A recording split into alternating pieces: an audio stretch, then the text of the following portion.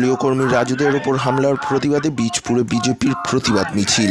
বীজপুর থানার কাছড়াপাড়া পুরসভার 24 নম্বর ওয়ার্ডের হালিশহর চিত্তরঞ্জন কলোনিতে বিজেপি কর্মী নির্মল দে ওরফে রাজুর ওপর হামলা চালানোর অভিযোগ ওঠে তৃণমূল আশ্রিত দুষ্কৃতীদের বিরুদ্ধে।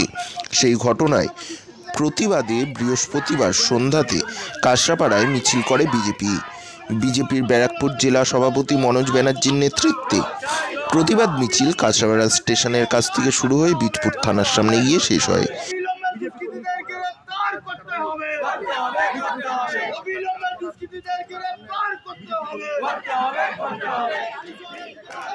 সেখানে কিছুক্ষণ তারা বিক্ষোভ প্রদর্শন করেন। প্রতিবাদ কর্মসূচিতে যোগ দিয়ে বিজেপির ব্যারাকপুর জেলার সভাপতি মনোজ ব্যানার্জি বলেন, সৈকত ভাওয়ালকে যেভাবে পিটিয়ে খুন করা হয়েছিল, নির্মল দে ওরফে রাজুকেও তৃণমূলের গুন্ডা বাহিনী প্রাণে মেরে ফেলার চেষ্টা করছিল। আমাদের নেই, আমরা যেটা হচ্ছে গতকালকে একটা ঘটনা ঘটেছে, আপনারা জানেন হালিশহর অঞ্চলে যে আমাদের কার্যকর্তা ভারতীয় জনতা পার্টির কার্যকর্তা নির্মল দে ডাকনাম রাজু, তাকে তৃণমূল কংগ্রেসের মদতপুষ্ট কিছু দুষ্কৃতকারী যেভাবে 10টা রাতে 10টা সাড়ে 10টার সময় যখন বাড়ি ফিরছিল রাজু, তার উপরে হামলা করে, ইট দিয়ে তাদের থেতলে পড়ে, তার 28খানা সেলাই পড়েছে। প্রথমে কল্যাণী জেএনএম হাসপাতাল, পরবর্তীকালে এমসে তাকে ভর্তি করা হয়েছে আরও উন্নত চিকিৎসার জন্য। তাকে নিশ্চিত হত্যার চেষ্টা করা হয়েছিল। আপনার যেভাবে ভিডিও দেখা গেছে, সিসিটিভি ক্যামেরা যেভাবে এসছে, তাতে হত্যার চেষ্টা করেছিল। যেভাবে সৈকত ভাওয়ালকে গত মনে করুন যে বিধানসভা নির্বাচনের ঠিক আগে, এরকম 1 বছর আগেই, প্রায় বছরখানেক আগে যেভাবে সৈকত ভাওয়ালকে এবার থেতলে হত্যা করা হয়েছিল, ঠিক সেমভাবে গতকালকেও রাজুকে থেতলে হত্যা করা হওয়ার চক্রান্ত তৃণমূল কংগ্রেস করেছিল। কারণ এলাকায় একটা ভয়ভীতির পরিবেশ, বিজেপিকে ভয় পাচ্ছে তৃণমূল কংগ্রেস, এই ভয়ভীতির পরিবেশ সৃষ্টি করার জন্য তারা করেছিল।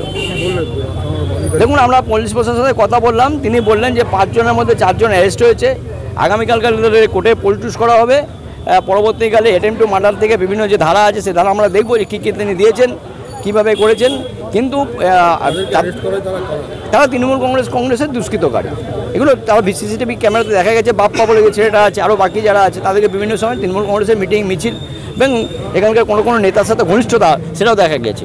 তো স্বাভাবিকভাবেই তারা তৃণমূল কংগ্রেসের মদতপুষ্ট, তাদেরকে দেখা গেছে।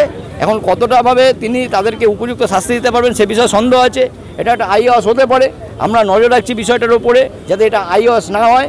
আটকটা শুধুমাত্র আটকই জানা হয়, নন বেলেবেল সেকশন বা বেলেবেল সেকশন দিয়ে তাদেরকে আগামী দিনে ছেড়ে দেওয়ার ব্যবস্থা করছে কিনা পুলিশ, সেটাও আমাদের নজর থাকবে।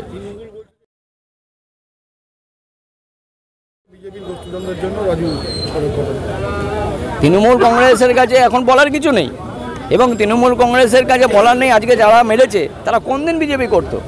আপনারা তো সাংবাদিক, আমরা তো আমাদের বিজেপির অনেকগুলো মিটিং মিছিল কভার করেছেন, কোনো দিন দেখেছেন তাদেরকে বিজেপির মিটিং মিছিলে? তো এটা এই সমস্ত শাক দিয়ে মাছ ঢাকার যে ব্যবস্থা তৃণমূল কংগ্রেস করছে, সেটা ঠিক নয়। আর বীজপুরের মানুষ ছেলে না কে তৃণমূল কংগ্রেস করে, কে বিজেপি করে, এত বোকা বোকা কথা। প্রশাসনের পরে আস্থা নেই, আমরা তবুও বললাম তাদেরকে। কারণ এইখানে বীজপুরে আমরা বারবার দেখেছেন যে আমাদের ভারতীয় জনতা পার্টির কর্মীদের ওপরে তৃণমূল কংগ্রেসের যে দুষ্কৃতকারী তারা কীভাবে আক্রমণ করছে, বারবার ঘটনা ঘটেছে। বাগমোড় থেকে শুরু করে বিভিন্ন জায়গাতে আপনারা দেখেছেন আমাদের বুথ সভাপতি আক্রমণ হয়েছে।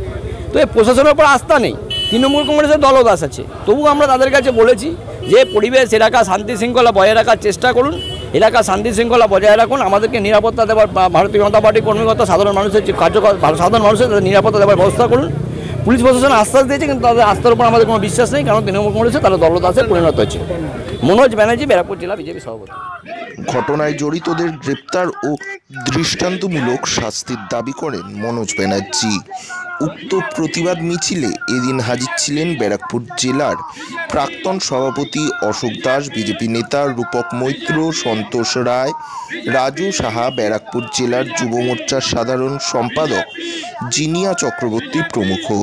ব্যুরো রিপোর্ট, কলমের দুনিয়া।